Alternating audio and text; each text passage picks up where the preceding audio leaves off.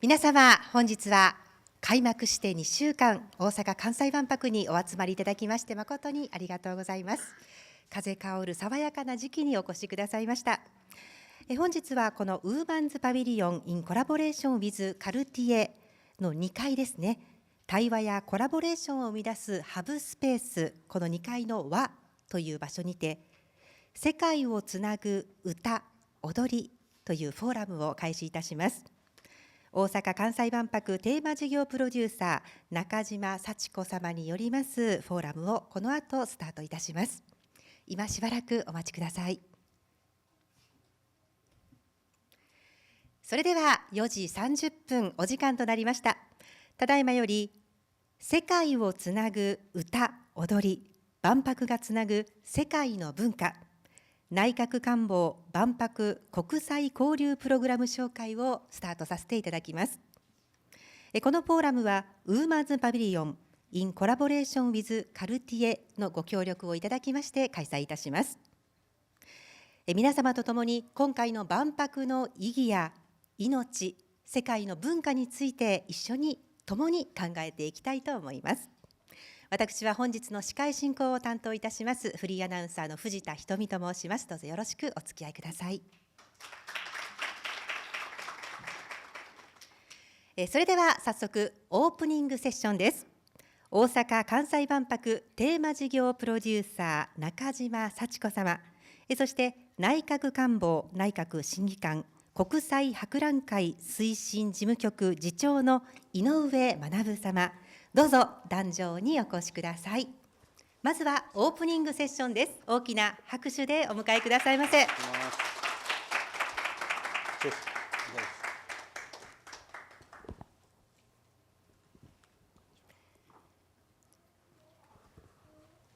はい、皆さんこんにちは。こんにちは。今日はもう12時からここでずっとやってるんですけれども、お疲れ様です。ね、このウーマンズパビリオンはっていう対話をいろいろ促進していくと。で、テーマウィーク未来への文化競争、文化を共に作るっていうタイトルで、前半戦は命を考える会っていうのをやりました。で、後半戦もう待ちに待った国際交流、私はやっぱり万博といえばいろんな国が来ますので、その国際交流をこの夢洲の中でもだし外でもだしやっていこうということで、それをテーマにたくさんの国をのお話交えながら話していきたいんですけれども、じゃあちょっと冒頭少し海外の話をさせていただいてから、もう今回私たちも大変お世話になってます内閣官房の方でですね、そういう国際交流プログラムの事業をされてます。そこのいろんな思いとかのお話をしていただければと思います。はい、では、本日、私は基本モデレーターをさせていただくんですが、一応立て付けというかとしてはテーマ事業、命を高めるっていう、シグネチャーパビリオン命の遊びはクラゲ館の、プロデュースする、企画としてやっております。で、長くなりすぎないようにしますが、ちょっとだけクラゲ館の説明とかを改めてさせてください。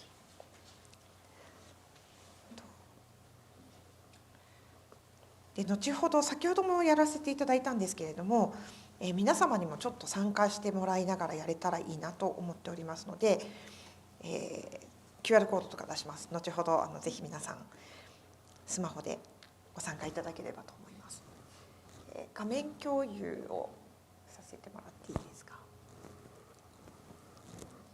はい、ありがとうございます。ということで5分ほどちょっとお話をさせていただきます。命の遊びはクラゲ館全体のテーマ「命輝く未来社会のデザイン」というね、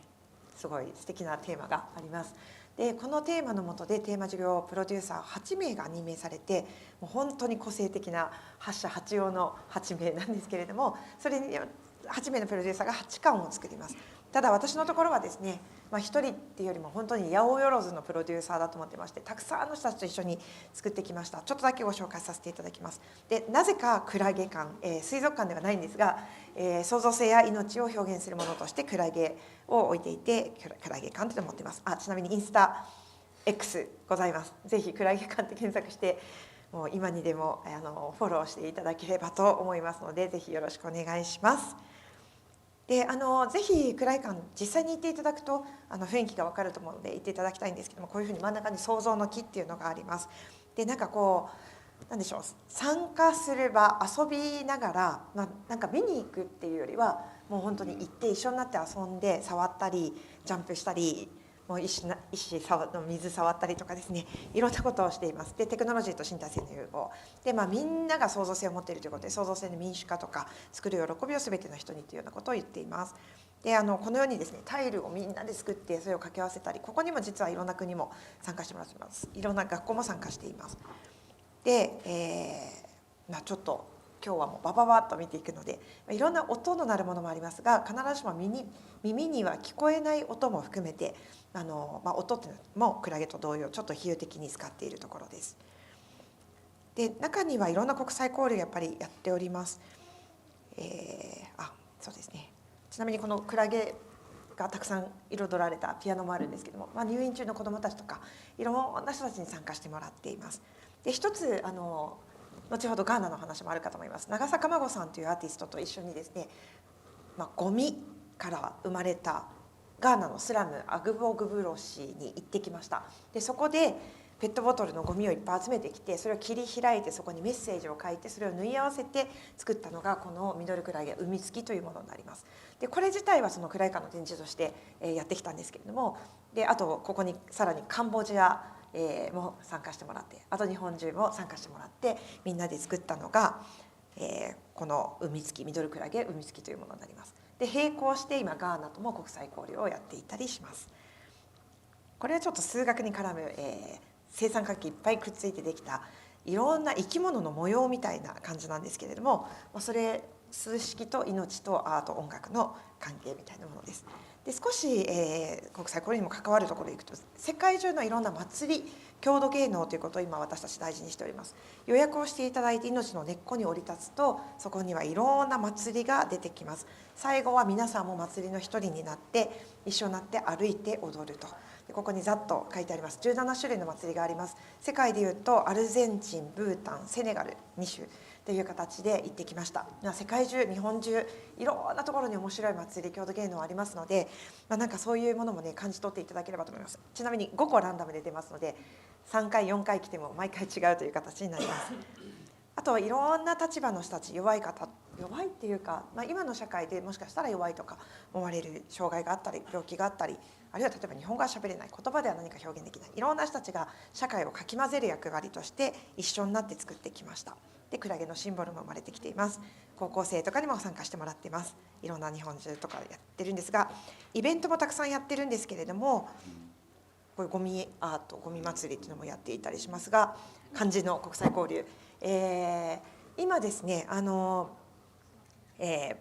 私たち、クラゲチームとかクラゲプロジェクトとか、いろいろ呼んでますけれども、クラゲ館に関わるメンバーたち、音楽の場合はクラゲバンドと言っています。で時に音楽や踊り、それからやっぱり教育、テクノロジー、あるいは文化、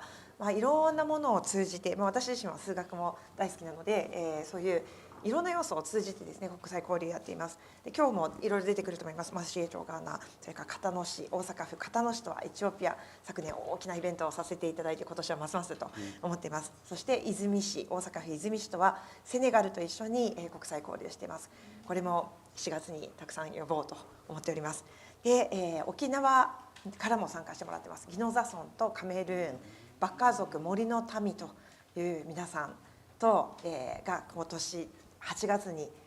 森から出て、森どころかバーッと出て万博に来てどう思うのかわからないですけど、皆さんに来てもらうという流れを作っています。上板町とはヨルダンとともにですね、ヨルダン間とも本当にもうすでにもうここから先はもう後でたくさん話してもらおうと思いますけれども、いろんなコラボレーションが行われていると。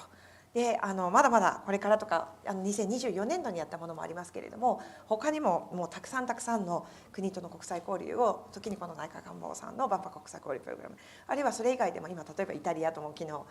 セッションしたりとかですね、先ほどもカナダからもいらしてもらっていて先住民ということをフィーチャーしていこうとか、この万博っていう機会にいろんな国の方々とつながり合って何かを作り出していこうということをやっていて、実際にエチオピアに訪れたりガーナに行ったりいろんなことをしています。後ほど音楽も交えてきて、その時はクラゲバンドの、今日はクラゲバンド普段音楽やってるメンバーが結構超と語りもしてもらうというような機会になっていますので、ぜひ皆さんと共にですねこれから作っていくのを楽しみにしておりますが、ここからもう大変お世話になっております。もう長らく井上さんには本当にいろんな場所でお世話になっておりますけれども、内閣官房さんがやっぱりこの、オリパラの時にあったホストタウンっていうプログラムとちょっと発想が近いかなと思うんですけれども、いろんな自治体と国を掛け合わせて、作り出すということで、ぜひその国際プログラムの話やテーマの話など、井上さんにしていただければと思います。よろしくお願いします。じゃあすみません、皆さんはじめまして、内閣官房でですね万博事務局次長やってます井上と申します。今日よろしくお願いいたします。5分と言われてるのであれですけど、実は大丈夫です。ちょっと私自身バックグラウンドとするともともと通産省っていうところに入って環境交渉だとかコップって皆さんご存知かあれですけど、あと ODA もやったり、あとは、FTA 交渉って TPP だとか RCEP って皆さんご存知かあれですけど、それの交渉官やったり、それでずっとあれしてたんですけど、どちらかというと世界の共存をどういうふうに進めるかっていうのを30代40代をやってきた感じですかね。交渉官だったり世界との会話でやってきたんですけど、それで急に10年前2016年酒屋太一さんがもともと1970年の時やってたポストの博覧会室長に「お前もなれ」って言われて、それで10年前になって、じゃあ大阪・関西万博やろうかって言われて、それで今回画像いいですかね。出せます？テーマをその時にみんなで議論して、命輝く未来社会のデザインっていうのですね。これか。すいません。こ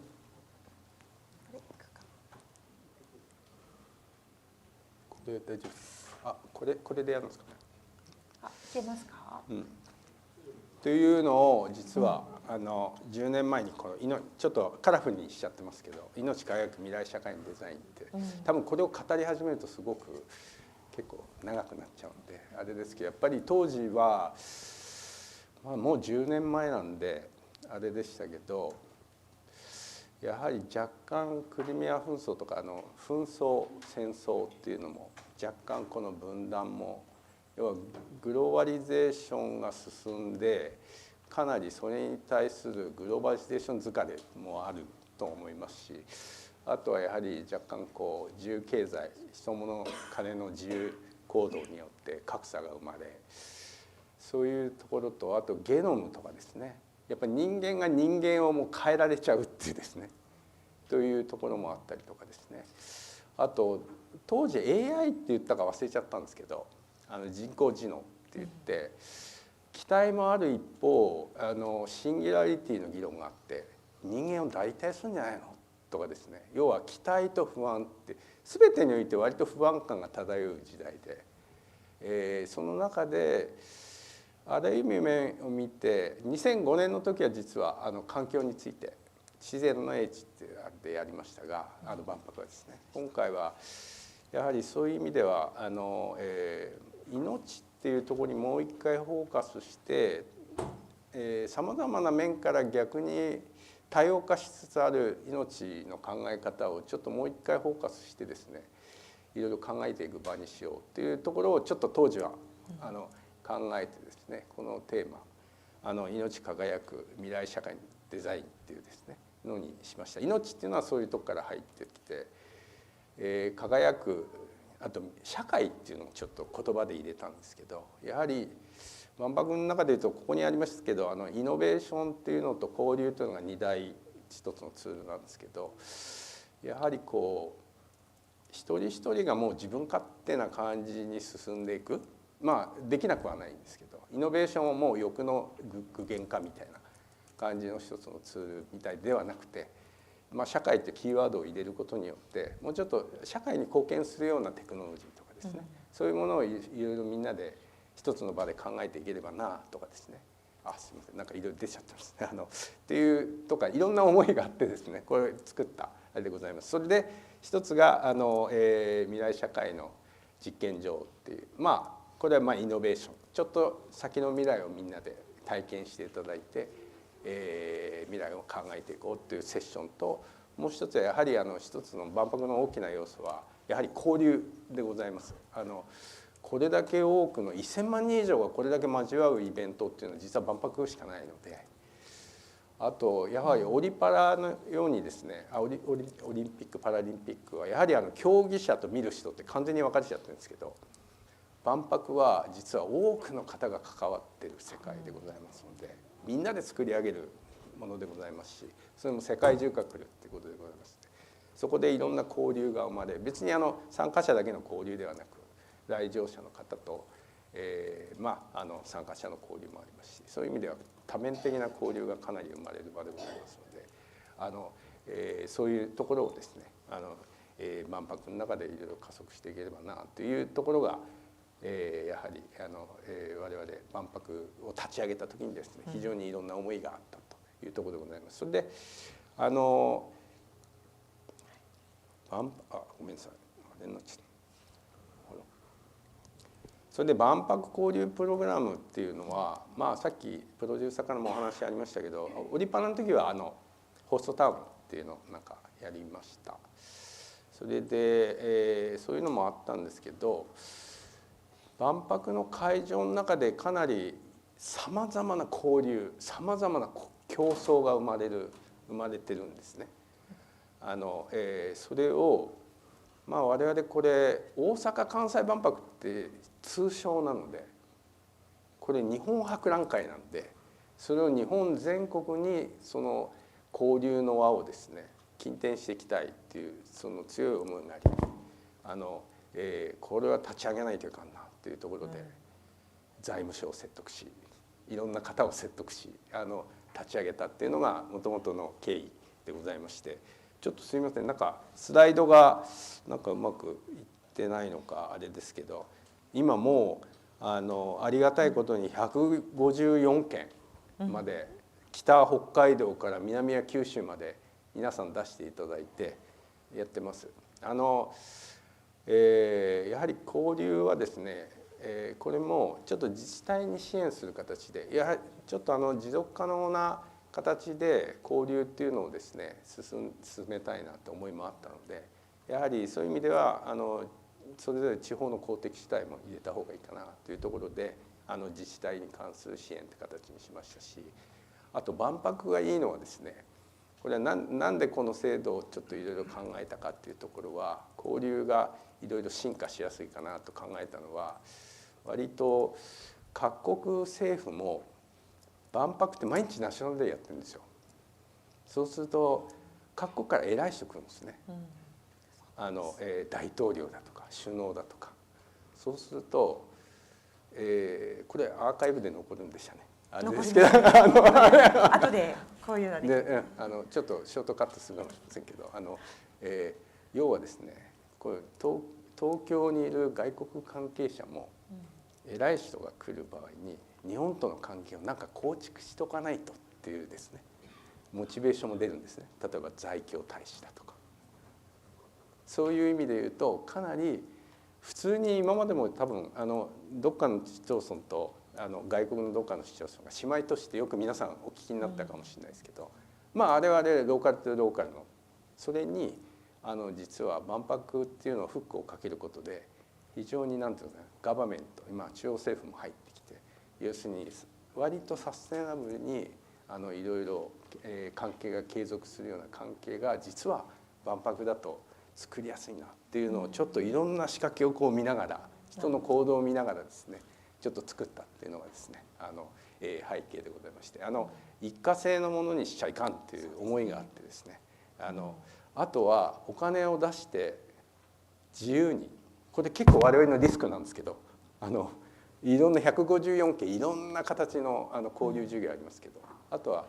中ではいろんな自由に交流していただくっていうような仕掛けになってまして、今日いろいろお使いになっていただいている方でいろいろ今日は非常にいろんな形の話が聞けるのは今日は文化の方を中心だと思いますけど、そうですね非常に楽しみにしておりますので、今日は本当に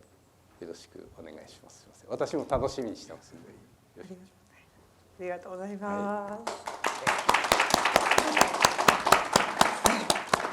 私たちもたくさん関わってますけど、全部で154件ですからね、本当にたくさんね、今消えてしまいましたけど、戻りますか。ありがとうございます。これ一個一個語ると、結構語語りたいやつがいっぱいあるんですよね。ですよね。マダガスカルもありますし、セーシェルもあって、デンマーク、フランス、そこにはね、兵庫県であったりとか、北海道も高知県も、山形県も宮崎県も長崎県もということで、そうなんです。これ本当に面白いんですよね。時々こういうのね、もっとたくさんみんなでこうシェアする会みたいなのを持たれたりするんですけれど、やっぱ日本中、世界中がこう沸き立つ感じなので、ぜひこれがでも本当サステナブルなものになっていくように、で今日はだからそのいくつかのお話をしながら、ぜひ、はい、いよいよもうね始まりましたので、始まりました。はい、もうそこを楽しみにしていきたいと思います。ではじゃあこの後もぜひ聞いていただいてということで、ではオープニングトークとして井上さんにもお話しいただきました。本当にありがとうございます。ありがとうございました。ありがとうございました。井上様、そして中島プロデューサーによりますオープニングトークでございました。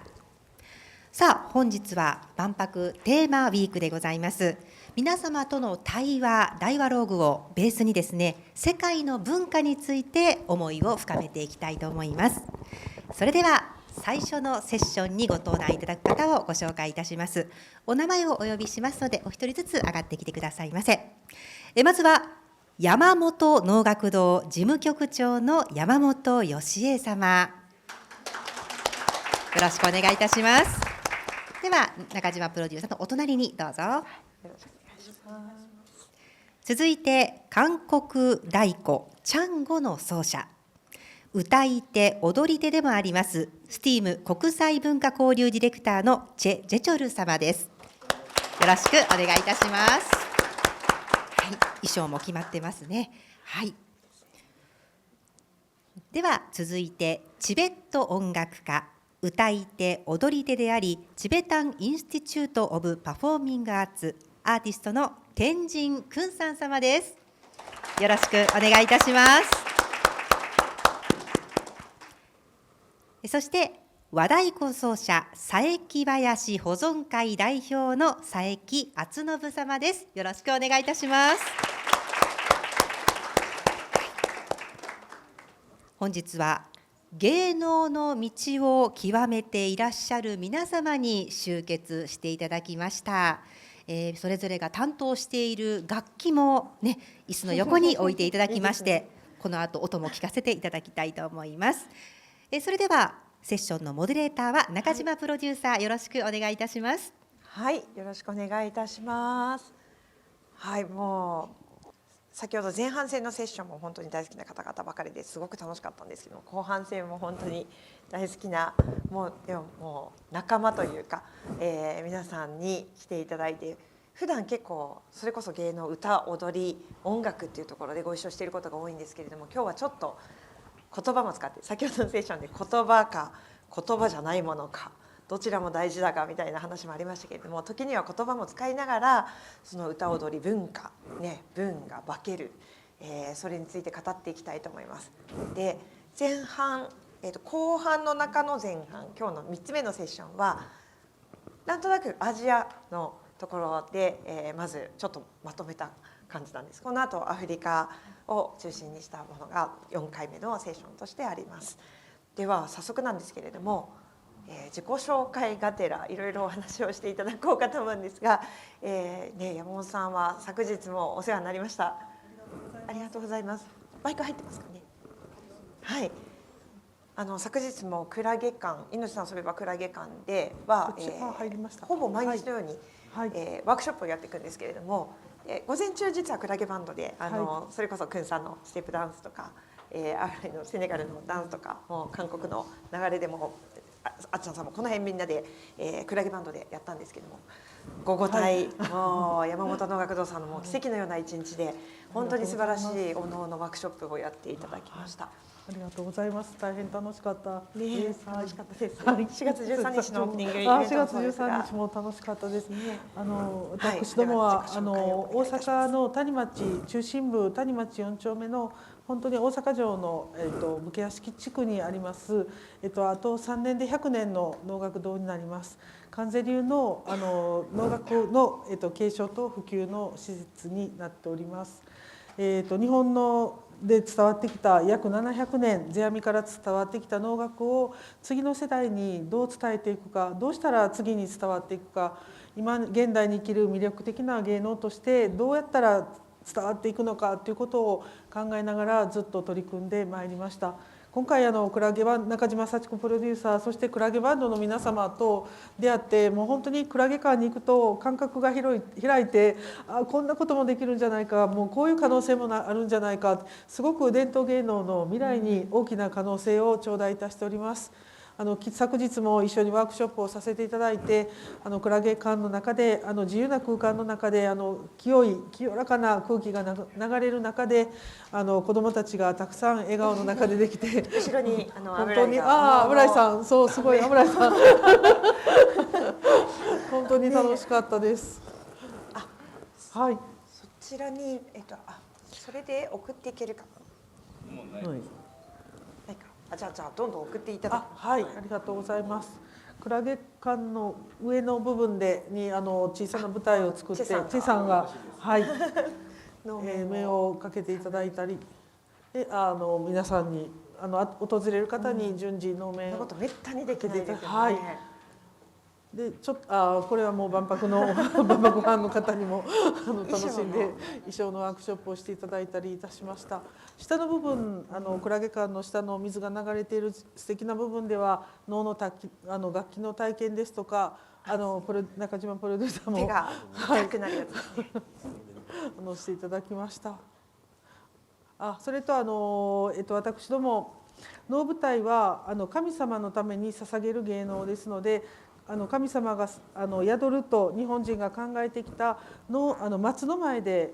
演じるんですけれども、昔は能役者の前に松があって、いつしかそれに将軍様とか変わられて、でも私たちの芸能は神様に捧げているんだという象徴で能舞台には必ず松が描かれています。でも前ではなくて、ここにあるのは本当は松があるんだよということで、ミラーボード鏡板とそこを読んで必ず能舞台には松の絵が描かれています。今回中島さんクラゲバンドさんと一緒に6月18日にシャインハットの方で公演をさせていただくんですけれども、その時に使う松の葉15色の水の色をもとに、そこに子どもたちあるいはいろんな方に命について描いていただいて、それを1万枚集めて1万枚の大きな松、そしてそのうちの2000枚は病院にいらっしゃる病院を出れない子どもたちにもご参加いただいてというプロジェクトをしております。昨日はその始まりとしてクラゲ館でも子どもたちにこういった松をいろいろ描いていただきまして、これは美術作家の井上慎太さんですけれども、一緒にもう15年このプロジェクトも取り組んでおります。そしてこういった小さな松を昨日は作りまして、その前で能を演じさせていただきました。今日いらっしゃる天さんもそこのところにチベット語で書いていただいたり、中島プロデューサーも書いていただいたり、いろんな方がいろんなチェさんも韓国語で書いていただいたり、こういった大きな松を作りまして、昨日はこの前でおのおの羽衣を演じさせていただきました。はい、本当にそんなにすごくクラゲ館はもうどう言ったらいいのか、満員電車のようにもう絶えず人にあふれかえって人と笑顔があふれているパビリオン、もう他にはないパビリオンなんですけれども、その中でどういったらこういったスペースが確保できるかということもみんなで考えながら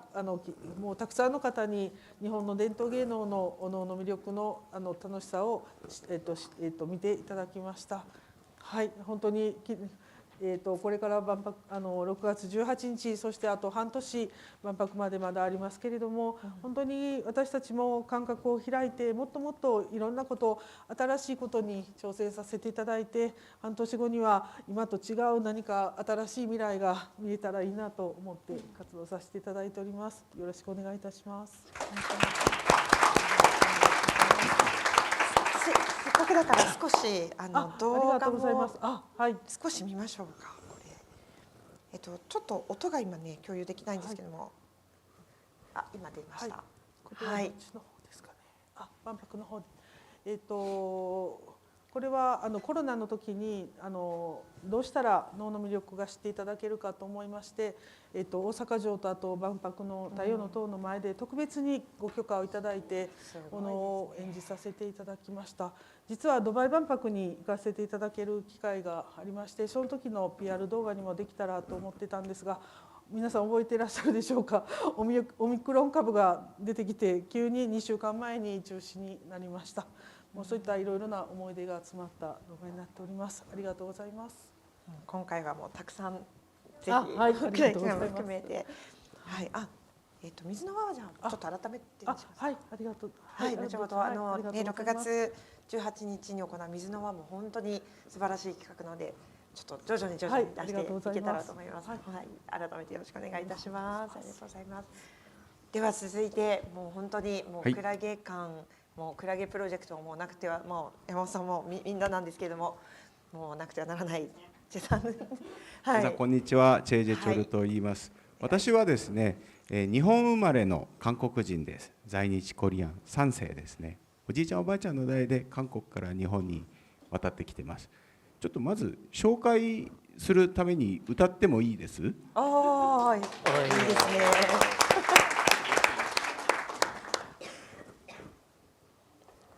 いろんな民謡がネットで流れてるから、こっちに近づいてほしい。座る？いい、わかりました。口の近くで。はい。ですね、韓国本国でも人気があるんですけど、これチェジュ島って島ですね。そこの民謡です。で、在日の要するに韓国から日本に渡ってきた私の先輩たち、母方のルーツがチェジュ島なんですけど、在日コリアンの特に大阪の地域の方には在日の先輩たちいっぱい住んでいました。その人たちがすごく好んでいた歌です。のよんなよんというあなたと私という歌です。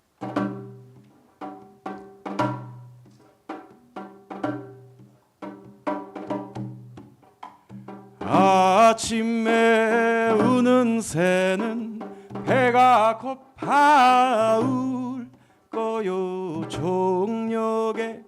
우는 새는 님을 그리웠나. 너염 나염 들이둥실 놀고요. 나지나지나 밤이 밤이나 참사랑이로구나. 아싸나쿠 도리와 오나카가 스이테나 그요 요루나쿠 도리와 안나타 코이시쿠나 쿠요. 오랜모 오마에모 나카요시데 맘마르다 맘마르다 맘마르다 나카가 이나. ありがとうございます。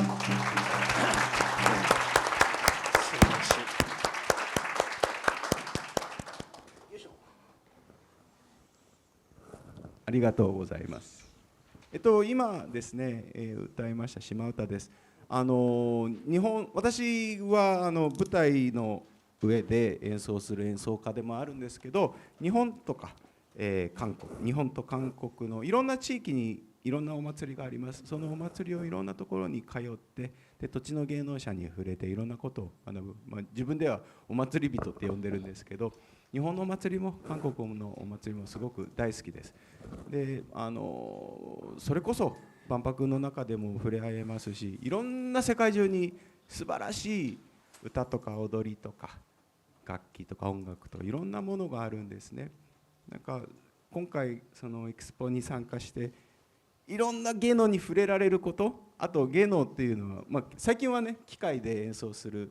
パターンもありますけど、基本的には人が演奏することが多くて、要するに歌い手だったりミュージシャンだったりダンサーがいるから、そういう人たちと直接出会って交流ができる、話ができるチャンスっていうのはすごく素晴らしいと思ってるんですね。なのでとても今回すごくこの半年間楽しみにしています。で、韓国の実際お祭りの風景がどういうものなのかっていうのをちょっとお伝えしてみたいと思います。映像が流れたら嬉しいんですけど、ちょっと頑張ってみます。ちょっとお待ちくださいね。農学、そうです。農業の農にこちらの農学とそう、農学と言います。いけるか。農業のちょっ農と頑張って楽しいでみます農学ですね。まあその名の通りでもね、伝わってるといいけど。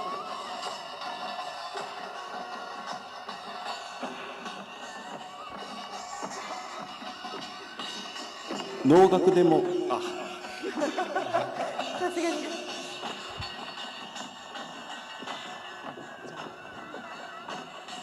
この中にチェさんもいる。真ん中ら辺に僕がいます。めちゃくちゃ寒そうな。ねえ。でも熱い音楽が。はい。ありがとうございます。これは冬のお祭りでして、基本的には私が叩いているのはそのお米作りの豊作豊年を祝うものなんですけども、海沿いのところはやっぱお魚がいっぱい取れろっていう思いを込めて、で冬小正月って呼ぶんですけど、旧暦の正月が明けて一番初めの満月の時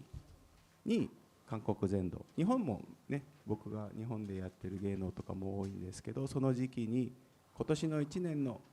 豊かな皆さんの暮らしを願っていろんな人たちが集まって歌って踊って太鼓を叩くっていうのが、これはチョンラプットコチャン郡シモミョンハチョンリプンオジェっていうのが2017年に行われたところに僕が行っ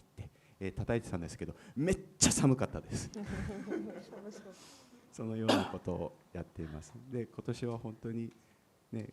クラゲバンド、私もクラゲバンドの一員なんですけど、パッと横を見ると天竺君さん、チベットの人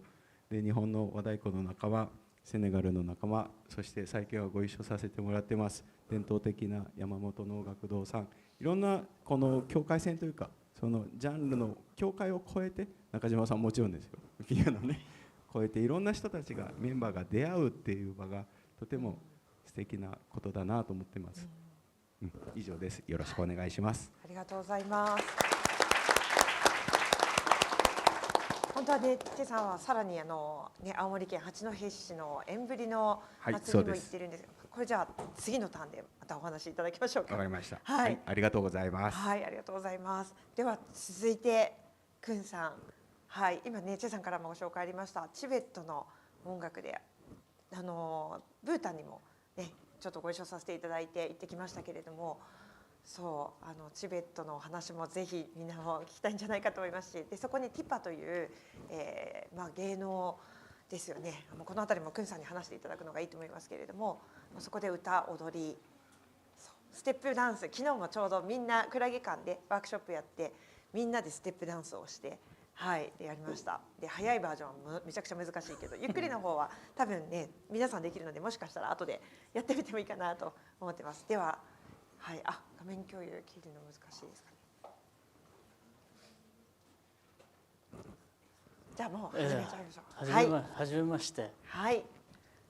私は天神郡さんで、14年前に日本に来たんですけど、もちろん奥さんと日本人で結婚して、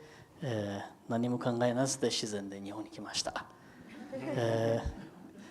それで、一応2世で、チベットの難民としてインド生まれなので、そこで私たちチベットを亡命してから政治の問題だけどいろいろ世界どこでもあると思うから、とりあえずそういう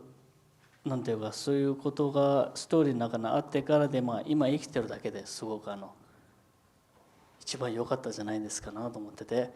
日本14年前から来てまた音楽を向こうでもともと生活できてた日本に頑張ってゼロからまた始めて、今すごく、皆さんのおかげで本当におかげです。で私はとりあえず今日本に14年に来て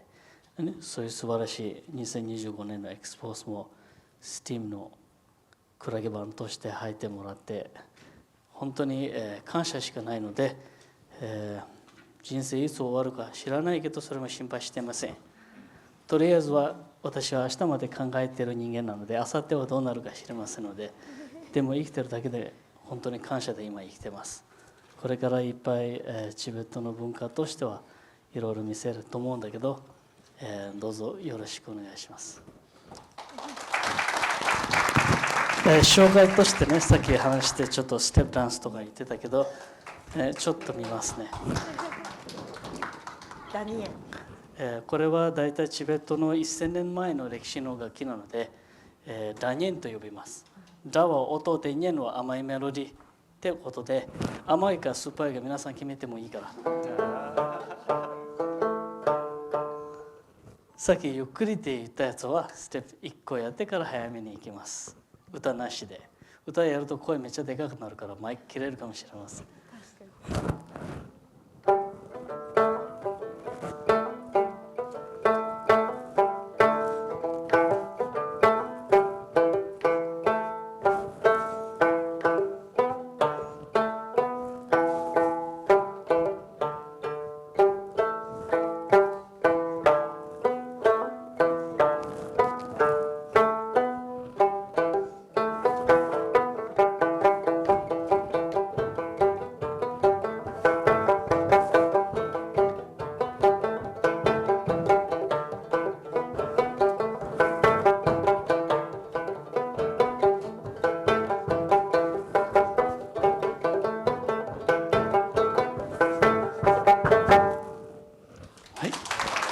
ありがとうございます。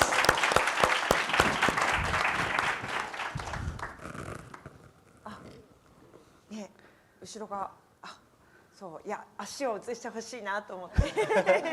そうね、ここで見てるとすごい足が見えて、靴がまたねすごいかっこいいんですよね。靴、そうそれもチベットの靴ですよね。はい、これは一応チベットの靴ですけど、ガロって言うんですけど、完全に、動物の毛とか、皮とかそういうできてるので、そういうためにわざわざ殺しているとかじゃなくて、私たちはもともとは 90% は遊牧民なので、だから草刈りの機械も動物だから、持ってて食べ物も動物だし、いろいろ生活動物で一周で移動して、どっかで体悪い動物とか、どうしても食べるために殺すとかあるじゃん。それ無駄にしなくて全部テントから服からこれも使ってます。だから感謝でやって、なんていうか、人生はさっき話聞いたけどつながりで生きてますって、それは本当ですよ。だから幸せと辛さはどっちもつながりで生きているので、どっちも味した方がそれは私たちの仏教の考えです。ありがとうございます。ね、なんだろう、そうまあね、本当にまずチベットのこのダンスなんかめちゃくちゃいいし、でもみんな昨日もね高校生とかも女子高生もみんなやってくれたりとかして、そうすごい本当に素晴らしいんですけど、あとやっぱり考え方みたいなのくんさんにこういつもなんかなるほどみたいな考え方があって、で例えば万博の中で何でしょうね、学校の教育とかでもそうなんですけど、政治とか宗教とか戦争とかそういうことってデリケートだから、あまり喋らないっていうこともあるかと思うんですけど、でも本当はなんか命を考えるにおいてはね避けて通れない時に、でもそういう意味で宗教観みたいなところもくんさんのもういつもライブの時とか愛について語ってる感じで、いろいろ踊りがありますので、なんか30秒の先。くんさんのじゃあマスクダンス、仮面の踊り出してみましょうか。そっか、ぜひぜひそれは。去年オーストラリアで演奏して一応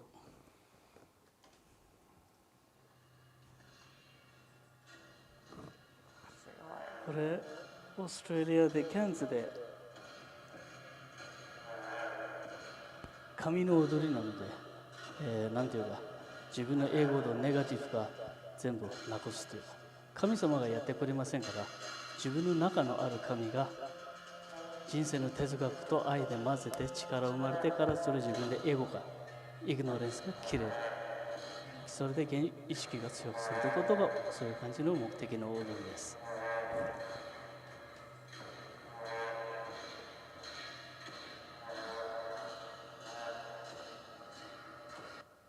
はい、そういう感じ。おー、素晴らしい、ありがとうございます。ちょうどね、今週29日にはブータンから人が私たちがちょうど見に行ったところの、ブータンのメンバーが来るみたいで、あそこもでもチベット仏教、ね、歴史的にはいろんなことあるんだと思うんですけど、そうなのでぜひもしかしたら29日いらっしゃる方見てみていただければと思います。はい、じゃあこの後もまたいろいろ聞いていきたいと思いますけれども、まずは天神君さんでした。ありがとうございます。では続いて、はいね、最初お能に始まって、そしてなんか日本、韓国、チベットと来まして、また再び日本に戻ってまいりました。で、和太鼓奏者でありながら先ほどね、ちょうどこの前のセッションで吉田民泊の元館長吉田さんが、ザンビアではもともと実はなかった祭りを、生み出すと、1980年ぐらいに100ほどの祭りを生み出して、でそれは今もとなってはもうみんな伝統だって言ってるっていう話が、それをなんか1980年の時は笑い話にしたのがもう今本当に伝統になってるっていう話をしていて、非常に面白いなと思ったんですけれども、佐伯林さんも生まれたてまだほやほやだけれども、そうですね、100年続く郷土芸能ということで、ぜひ佐伯林さんの話と、そして合わせて片野市は今エチオピアと一緒に、国際交流をやっています。それの先ほどもあってみました内閣官房の国際交流事業を使うの中でやらせていただいておりまして、そのあたりをぜひ話していただければと思います。佐伯康信さんです。はい、よろしくお願いします。普段は和太鼓の演奏活動と地元の子どもたち、小学校とか保育園の子どもたちに太鼓の指導等々してます。で、佐伯林、僕佐伯なんですけども、自分の名前をつけちゃったんですよ。自分の名前をつけたお囃子をしてしまったんですけども、きっかけ何があったかっていうと、やっぱりコロナ禍、2020年のコロナ禍の時にやっぱり僕たち演奏家って一つの会場の中、空間にお客さんに集まってもらって、演奏活動をするっていうことがもう全くダメ、そんなことができないような時代が来ちゃいまして、これどうすっかな、どうしようかなというお手上げ状態だった時に、ちょうど以前から親交があったチェさんになんか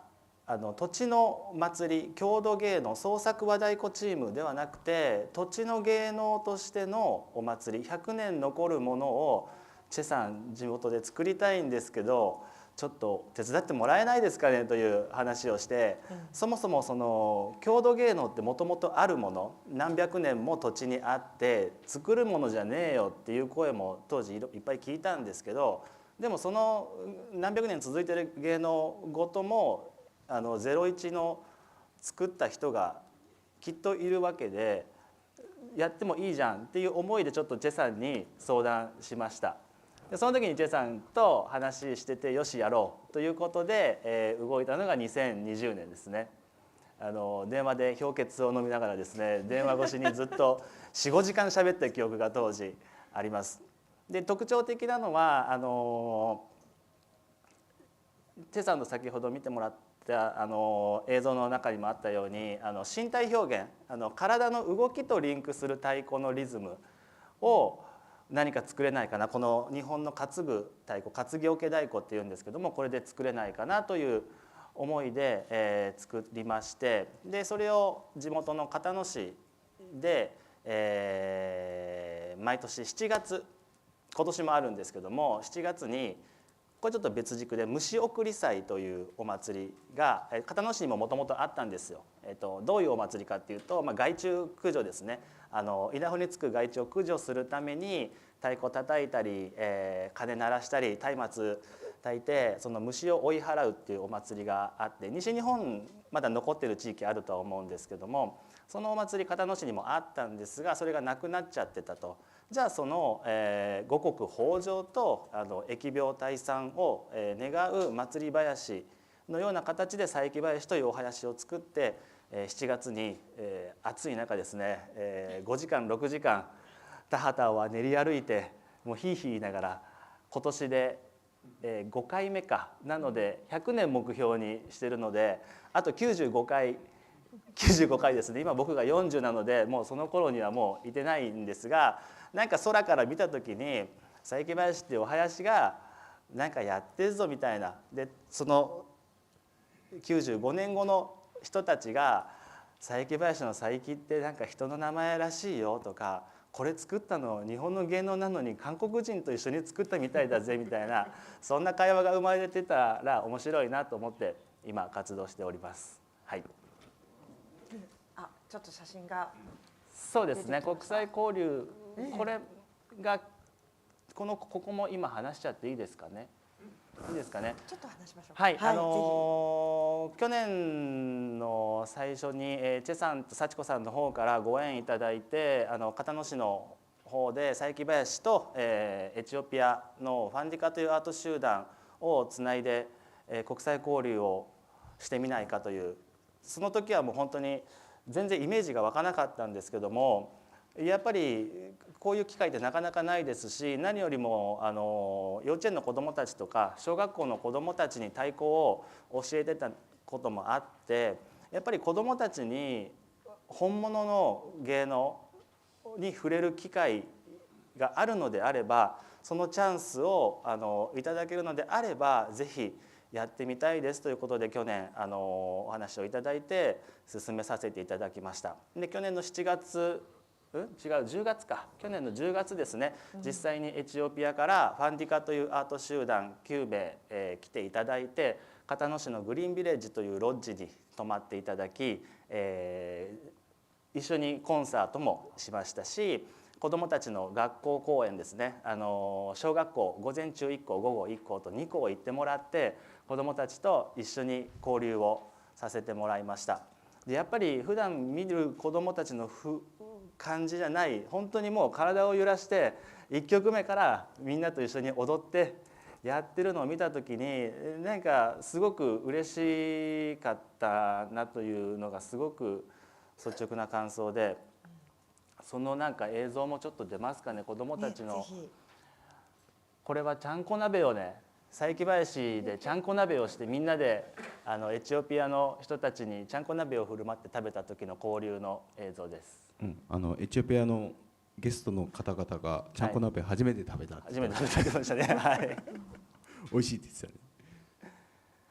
これか。一つ学校交流のこれですね。これも学校交流。これでいけたら。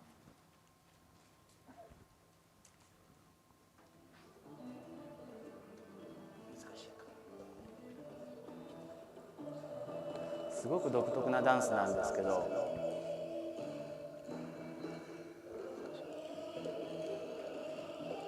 ファンディカっていうのは本当に世界的に今も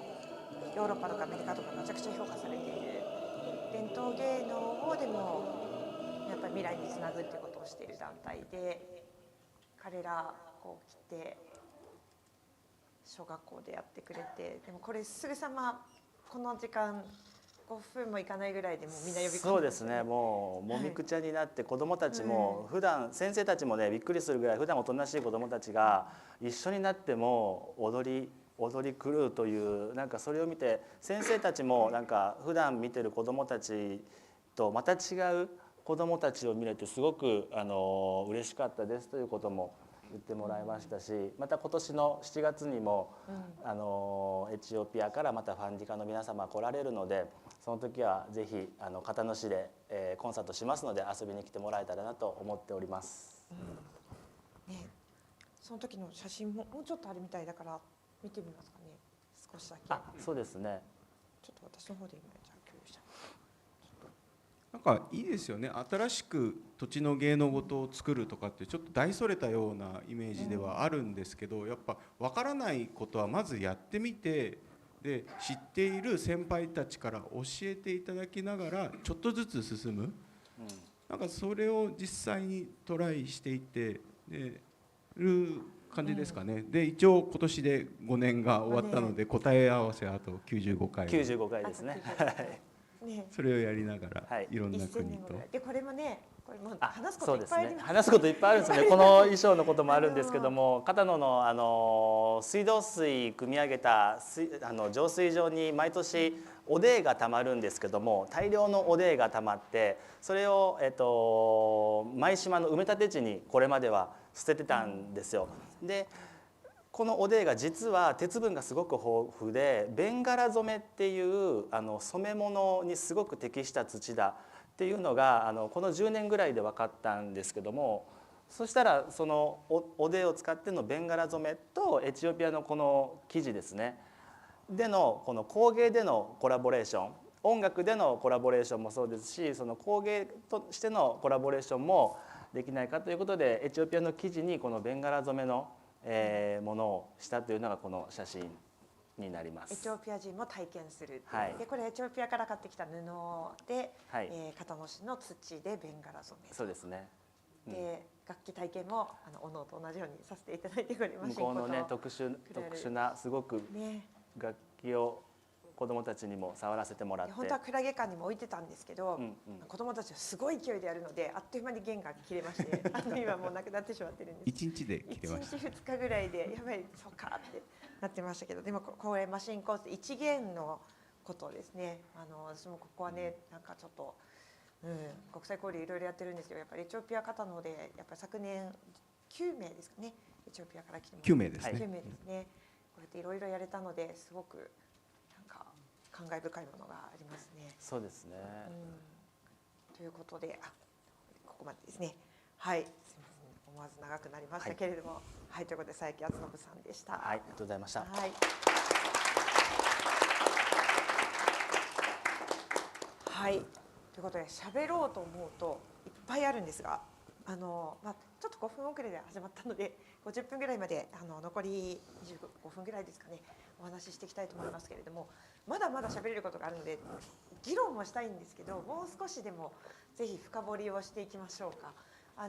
先ほどありました6月18日水の輪、これがまたすごい企画で本当にシャイニングハットのところでやりますけれど、ぜひ皆さんこれ今日は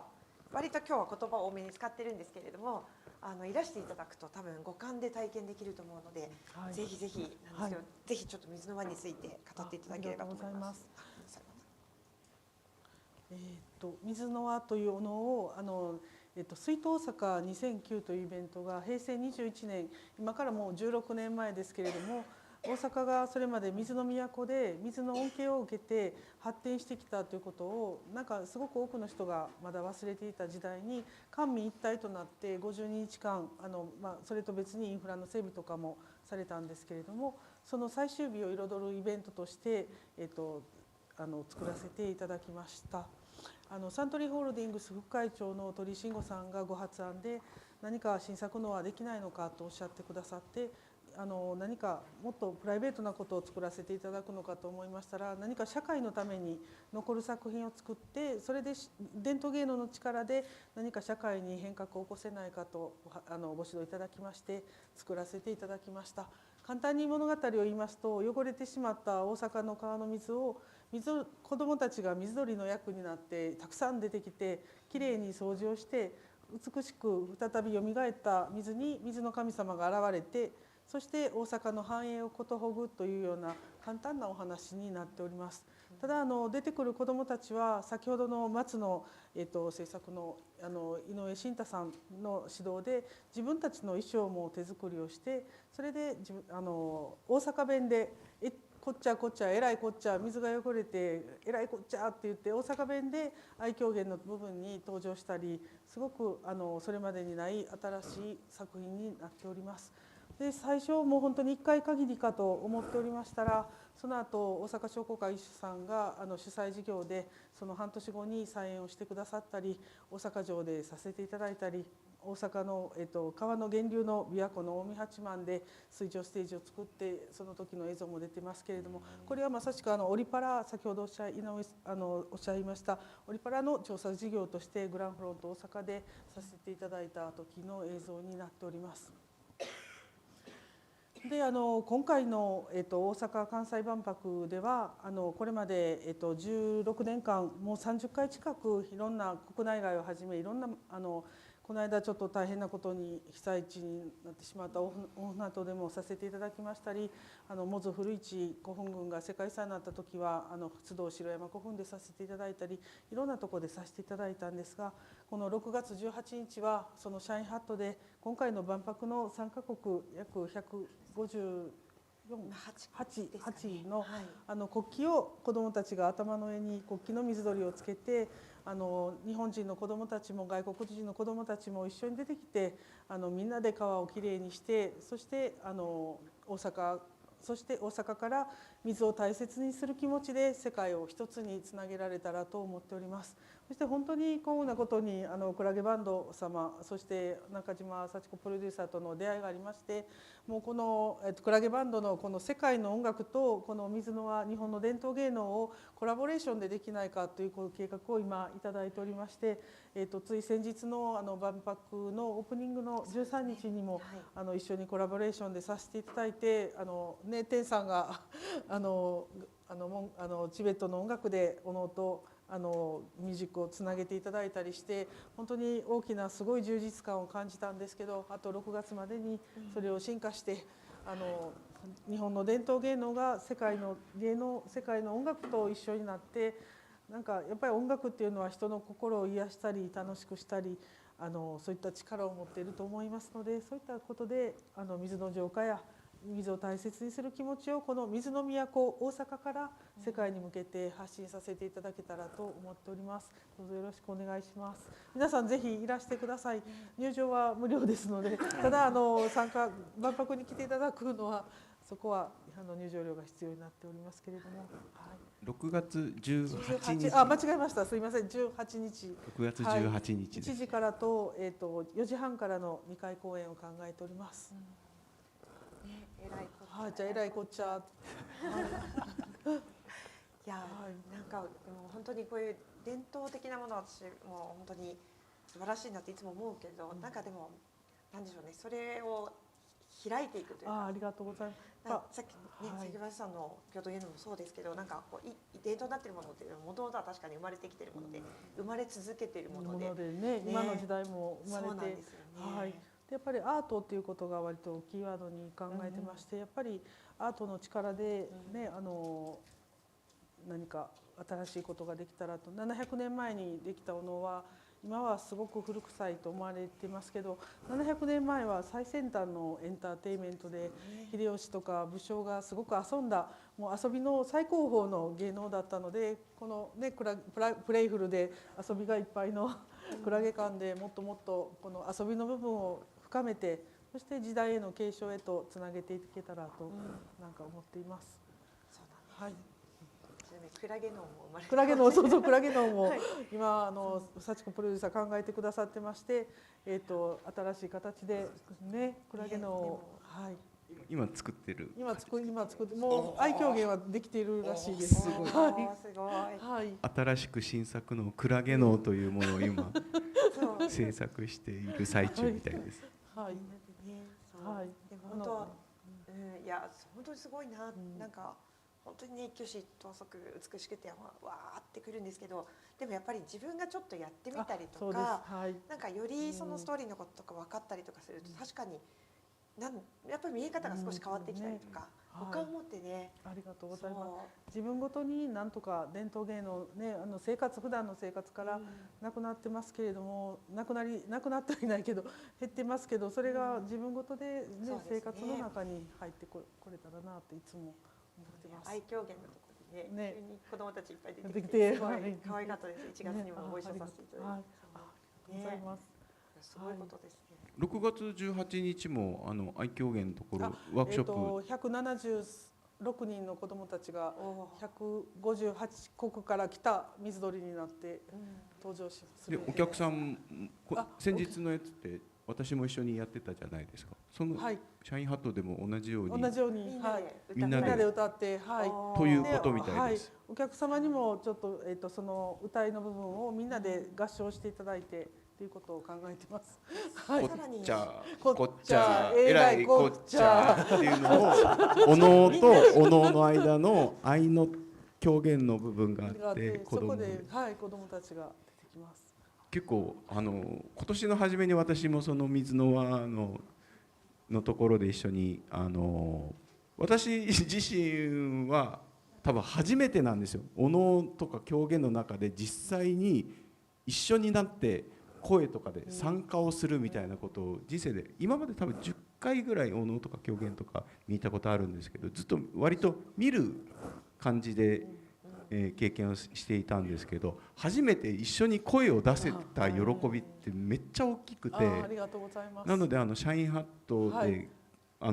大きい1500人ぐらいステージはいで観客席も大きくあるので、その時にみんなで、ね、言えたらいいですよね。ね、ぜひ皆さんね、歌いにいらしていただけたら、歌いに行くっていうね、はいね、そうさらにどこでも万博ともねつながられていて、だからはい、その先ほどご覧いただいた大きなお松なんですけれども、1万枚のお松を作ってと思っているんですが、そのうちの2000枚は先ほど少し申し上げたみたいに病院にいてたり、その場に来れない子どもたちが描いてくれるんですけれども、どこでも万博さんとつながって、それを病室から世界の病室からご覧いただけるように取り組めたらなというふうに思ってます。いらっしゃいます。はい、そのはい峰勝先生、そのお松はイタリア館でも展示される予定になってます。そうなんです。イタリアの入院中の子どもたちとかも参加する。バチカンからももう100人ほど。バチカンの病院の方が100人の子どもたちがもう参加することになっています。私たちクラゲ館でもいろんなね、みんなにクラゲ描いてもらった入院中の子どもたちが参加してもらったり、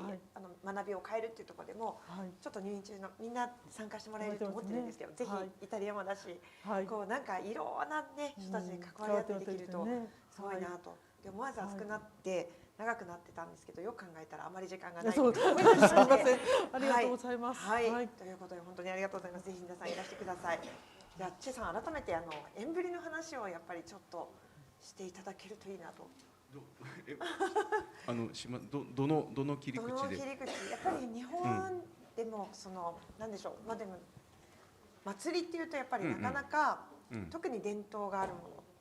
それこそ外からの人ってこう、ね、見るだけ、まあ、もちろん祭りだから何か買ったりとか一緒になってちょっとギターでしたりとかできるんですけど、やっぱりより中に入るって難しいと思うんですけど、なんかでも7年越しで7年間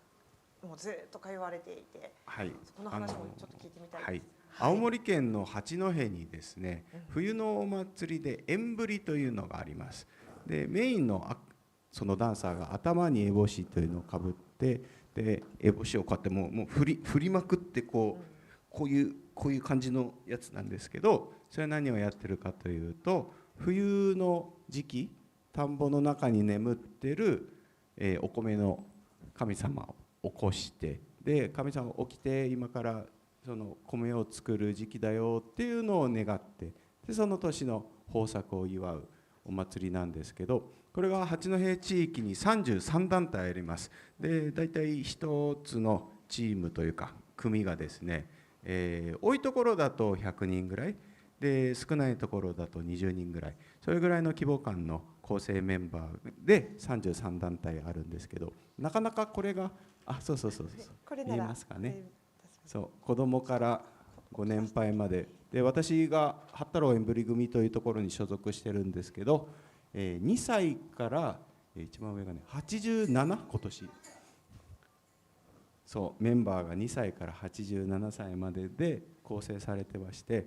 でなかなかこれをパッとやりますって言って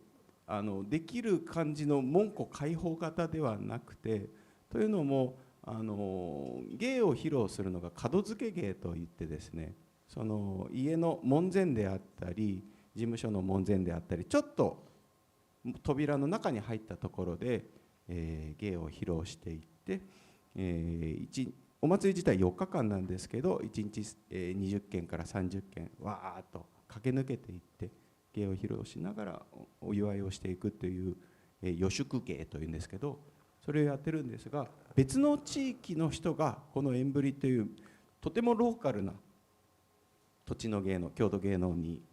入り込むというか、なんか習ってそして演者として入るというのはちょっと難しいところがあって、どちらかというとクローズな土地の芸能ですね。でも私の場合は縁があって、ここの組の人たちに、ある種惚れ込んで、とても惚れ込んでですね、でどうしてもやりたいと言ってで教えていただき始めたのがちょうど10年ぐらい前ですかね。でその話をしたら、じゃあチェさんそんなに縁振りの太鼓を叩きたいんだったらまず子どもの世話からしてくださいと言われて、でお祭り期間中ずっと子どもの世話するんですよ。じゃあ次、チェさん子どもの世話ができたら子どもの、この衣装こうね、センスとかこういう反転、その子どもに配る役やってくださいと。世話から今度子どもの、ね、道具のこう配る人になって、で今度次はおじいさんの面倒見てくださいって言われるんですよ。歌い手のおじいさん80代で4日間マイナス5度の中でずっと朝から晩まで外で歌い続けるんです。でだんだんと人の世話をしていったりとか、実際音楽とかをやるんじゃなくて人の面倒を見たりとかしていくと、どういう流れでこの人間なんだけど人間が連なったこのチームが朝から晩まで、元気にっていうのかな、その一日を終えられていけるかっていうのがだんだん見えてくるんですよね。でそこからこのおじいさんはこのタイミングで歌い出すからちょっと太鼓を遅らせてあげようとか、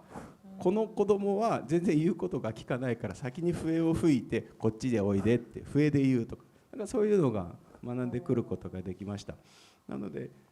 とてもやっぱりもちろん山本さんのところもそうだし、くんさんのところもそうだし、とても歴史の長い芸能ほどそういう外にはあまり見えないんだけど中の人たちには確実に持ってる何かキーワードのようなものを、私の場合この青森県八戸の縁振りに行ってめちゃめちゃいっぱい教わりました。なんか、それってこうクローズな芸能の良さなんだけど、それが行き過ぎるととてもなんていうのかな、表現するのちょっと難しいんですけど、みんなが大事にしてるものなんだが、それってとても宝のものみたいなものだから、それをちょっと開いたりとかして、そのエキスをいろんな人に分けていくみたいなことをくんさんもそうだし山本さんもされてるんで、すごくそれは僕は縁振りもそうなんだけどいいなっていうのはちょっと思ってますね。ぜひ2月の八戸に来てください。マイナス5度の中で歌ったりとかしますので。修行な感じですね。そうですね。2歳から87歳ぐらいですね。私も2回体験させていただいて、ちょっとチェさんのおかげでちょっとだけ早めにこう入らせていただいて、でもね1回目はちょっと衣装を着させてもらって、ちょっとここまで行けるとか。行きました。そういやでも本当に素晴らしい芸能で、そうでももう1日何件回るんでしたっけ？多い時でね30件ぐらいですね。30件ぐらい。そのマイナス5度の中30件回る。はい、そうです。だんだんねすごい。もう子供って言っても本当にリアル2歳児とかなんで、言うことがね聞いてくれたり聞いてくれなかったりとかふわふわしてるんですけど、でもなんかね何かをすると言うことを聞いてくれたりとかしてて、それってなんか言葉で言うんじゃなくて雰囲気なのかなとかっていうのも思ったりしてます。先ほどのセッションのねやっぱり言葉にじゃないなんか感じるものね、なんか感じるものみたいなね。彼女もねずっとなんてか立ってるけど、なんか多分今学んでるでしょ。周りのお姉ちゃん踊ったんだけどずっとね止まってるんです。ずっとでもなんか感じ取って多分動き始める。そう本当に素晴らしい。はい、ごめんなさい。じゃあそういう中でねチェさんとはもう本当はね喋りたいこといっぱいあるんですけど、ガーナもエチオピアもセネガルもケニアも行ってきましたし。そうですね。やっぱりその中で見れたことがガーナだってすごかったですもんね。そうですね。やっぱりスラム街の中で、日本人の長坂真子というアーティストが、福井ですよね。福井県出身の彼がですね、スラムの中でゴミを拾ってきて、でそれをアート作品としてそのスラムで生活している人たちと一緒にアートを作っていろんなところにアート作品をある種売るっていうことをやって、その稼いだお金でまたこのスラムで働いている人たちに職を与えるっていう、アート活動と社会活動ですね、これを、行っている長坂真子さんという人がいるんですけど、彼が年一で、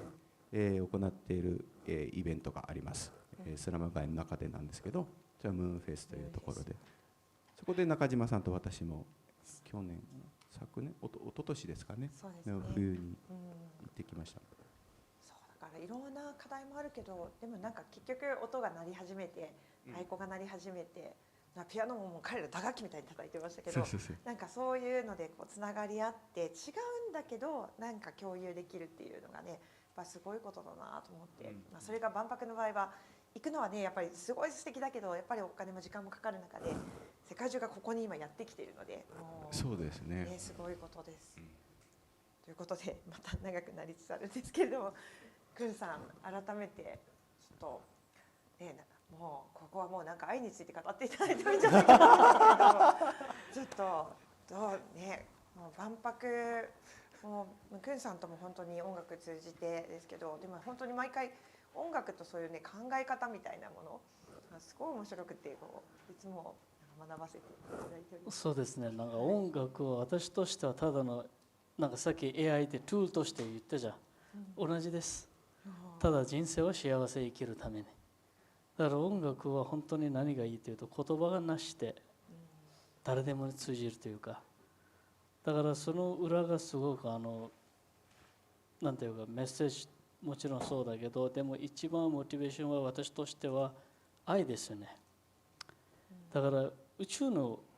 現実は愛しかないと思いますね。その愛で哲学と混ぜていくと、人生は本当に、意識が強くなって現実が見えるんじゃないかなと思ってますね。そういう考えで私は今回万博でそういう感じでできたら一番いいなと思ってて、だから意識良ければ、未来のすべては良くなるのが自動的です。だから本当に何ていうか経験で自分の哲学が生まれてくるので、それの中に愛入れてもらえば皆さん、全ては変わると思います。人生はね、その愛はジャッジなしね、ノンジャッジメントの愛が、そう最後の最後はみんな空っぽで帰るから、宇宙に何も持っていけないので、そこから見ると人生は全部ただの経験だけなので、だから楽しんでもらって愛で生きてもらえば、全ては幸せ、今自分たちの手にあると思います。だから大丈夫なので安心してください。くんさん、なんかせっかくだからなんか歌って。歌これ一回オフしますね。そうなんですよね。これ大きいので多分そっちをオフにして、大丈夫、これでやっとくから大丈夫。エアで撮って。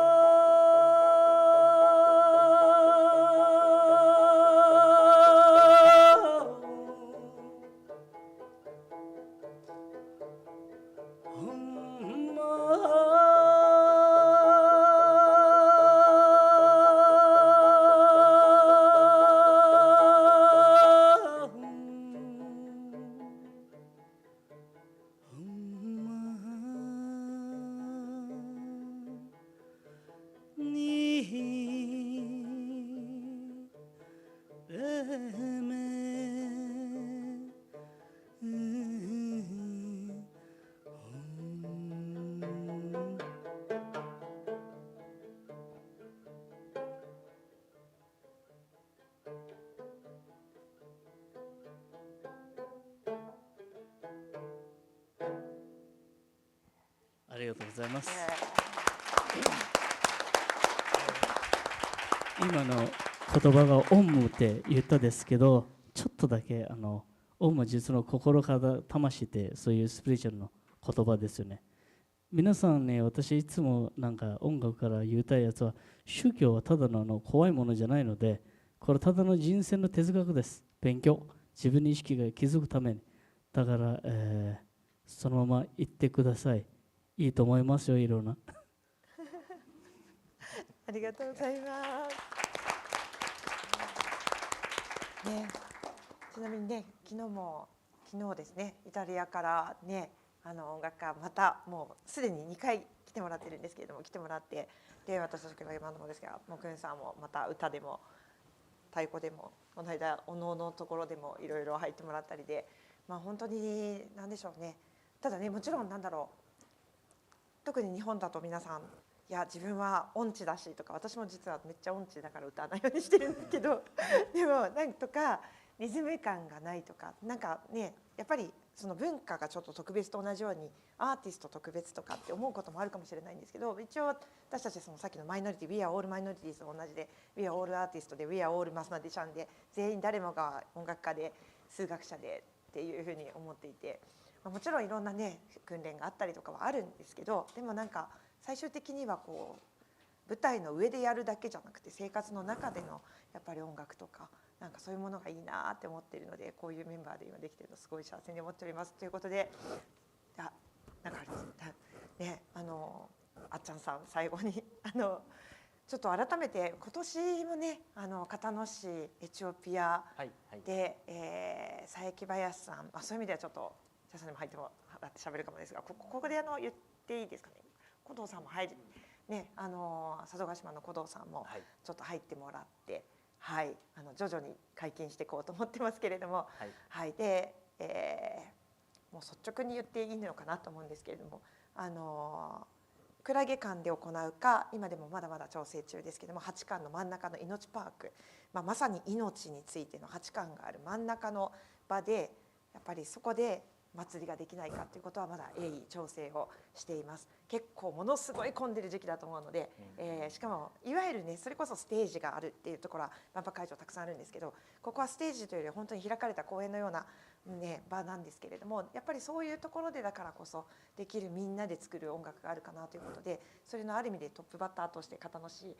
と、そうですね、7月、そうなるほど、そうですね、ぜひでも実現してほしいです、幸子さんにはそれを。そうなんです、これで決意表明みたいな大阪府、大阪府片野市でエチオピアファンディカとともにあずまりとかですかね、で佐渡島古道、そして我々クラゲバンドということですね。そうでもこのクラゲバンドの考え方、多分佐伯林さんも古道さんもファンディカも思いっきりそうなんですけど、みんなを巻き込むっていう、さっきの小学校のところでも言ってましたけれど、メラククっていうリーダーがですね、すぐさま行ってもう子どもたちと一緒になって、も最後なんか子どもも上で乗せたり、なんかすごいことになってましたけど、ね、なんかちょっとこの辺りでの片野市としての思いとか、佐伯林さんとしての思いとかをぜひ。そうですね、片野市、そうですね、万博に対して片野市としてまたちょっとまた市長が個性的な方なので、それはあれなんですけども、やっぱりどこまで行っても子どもたちにいろんな経験をさせてあげたいっていうのがどこまで行ってもそれしかないなというのがあるので、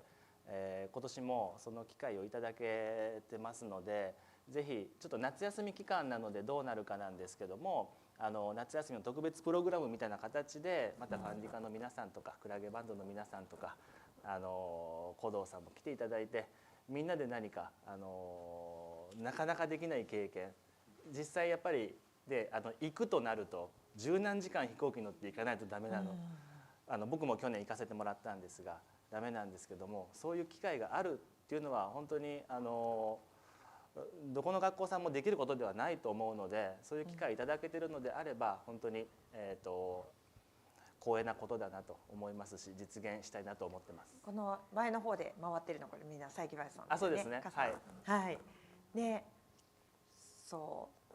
うこういうことをやってます。はい。これを実際は村中を練り歩いてるんですけども。そうなんですね。ここではステージっていうのがあるけど、本当はもう街中をこう歩いていくと。はい。そう。もうこの時もそうですけど、もうね、ちょっとだけエチオピア私も熱くなっちゃうからもう少し補足すると、あずまりっていうさっきの一言ごとの、方がここにもいますかね。ちょうど見えなくなったかな。ちょうど佐伯林さんがたくさん出てきてますけれども、はい。で一言ごとの進行っていうのをこうずーっとこう奏でながら即興で歌を歌っていくんですね。で今日は皆さんなんかあれですねとか言ってすごい褒めたりとかでなんかすごい良かったりすると紙幣をここに頭につけたりとかしてでもあんまりくれないとこの人はケチだなとか言いながらこう回っていくみたいなそんな感じなんですけど、いや言葉わからないから何言ってるかわからないんですけどすごいいいんですよ。で私たち言葉わからないと思うとじゃあ踊れっていうことでだんだん踊って踊りもね変わった踊り出てこないかな。誰か真似してください。出るかな。ここはね川瀬悦司さんとの対談ですが3時間28秒でもこの辺とかですね。そうですね。はい、これメラクと、ね、ファンディカの仲間たちですけれども肩をすごい使うんですよね。はい、でグラゲっていうクラゲと似たような名前の踊りがありまして、みんなエチオピアの人だからクラゲ館って言ったらいつもグラゲ館って言ってでなんか絵を描いてって言ったらなんか家みたいな絵を描いてきてなんでだろうと思ったらグラゲっていうその家のグラゲ族っていう人たちがいるんですかね。地域とかですね。でなんかこういうやつですよね。そうです。やってください。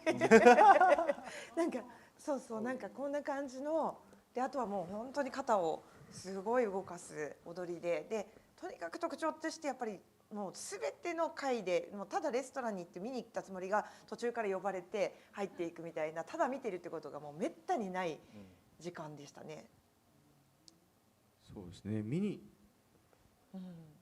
行ったのにひたすら踊らされるというか、すごい疲れて帰ってもうだけどもう無理っていう頃にまた来るんですよ。だからもうね標高2000メートル以上のところで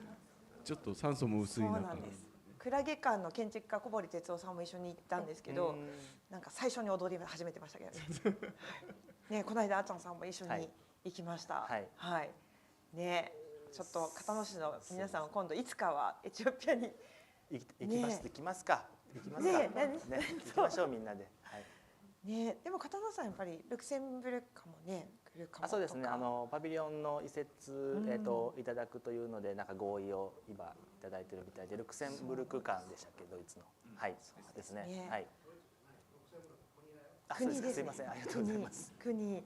そうなんです。だからなんかいろいろやられているでおのどの自治体のねいろんな考え方あると思うんですけどで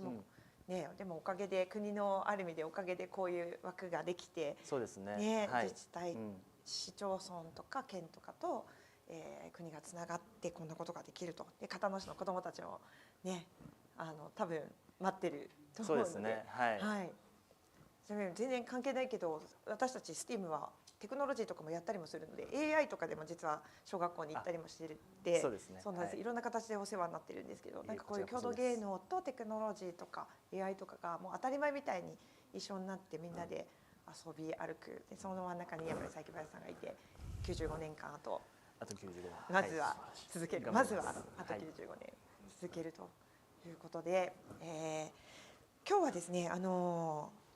時ぐらいからはちょっと音も出していきたいなと思ってます。今もちょっとあったんですけども、もう少しここは払って音も出していきたいと思ってますので、またあちゃんさんも含めて、みんなでいろいろ話ができればと思います。ということで少し長くなりましたけれども、だいぶ長くなりました。はい、3回目の今日のセッションをこれで終わりにしたいと思います。本当皆さんありがとうございました。ありがとうございました。ありがとうございました。